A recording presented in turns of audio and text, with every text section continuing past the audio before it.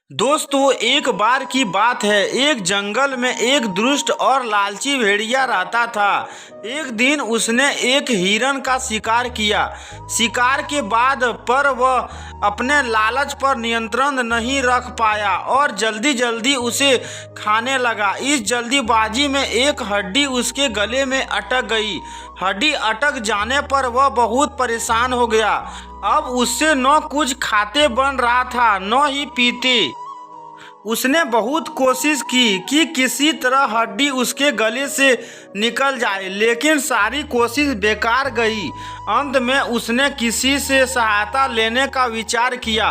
वह सोचने लगा कि ऐसा कौन है जो उसके गले से हड्डी का टुकड़ा निकाल सकता है। कुछ देर सोचने पर उसे सारस का ध्यान आया। सारस की लंबी गर्दन और चोंच थी। वह उसके मुंह में अपनी चोंच घुसाकर आसानी से हड्डी निकाल सकता था।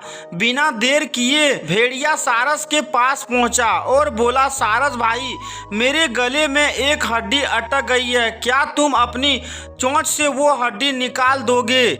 मैं तुम्हारा बहुत एहसानमंद रहूंगा और तुम्हें उचित इनाम भी दूंगा। सारस पहले तो भेड़िए के मुंह में अपनी चोंच डालने से डरा, लेकिन बाद में उसे भेड़िया पर दया आ गया और वह तैयार हो गया। भेड़िए मुंह खोलकर खड़ा हो गया और सारस ने उसमें अपनी चोंच डाल दी, लेकिन उसकी चोंच हड्डी तक नहीं पहुंच पाई। तब उसे अपनी आधी गर्दन भी भेड़िए के मुंह से घुसानी पड़ी। सारस की गर्दन मुंह में जाते ही लालची भेड़िए के मन में लालच जागने लगा।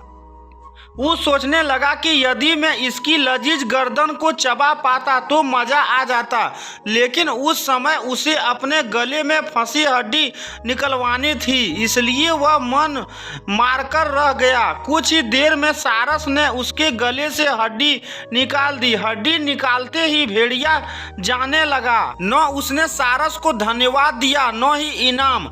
सारस ने उसे रोककर कहा, मेरा इनाम कहाँ है? तुमने कहा था कि तुम इस काम के बदले मुझे इनाम दोगे। भेड़िया बोला, एक भेड़िए के मुंह में अपनी गर्दन डालकर भी तुम सही सलामत हो। क्या यह तुम्हारा इनाम नहीं है? इतना कहकर भेड़िया चला गया और सारस मुंह लटकाकर खड़ा रह गया।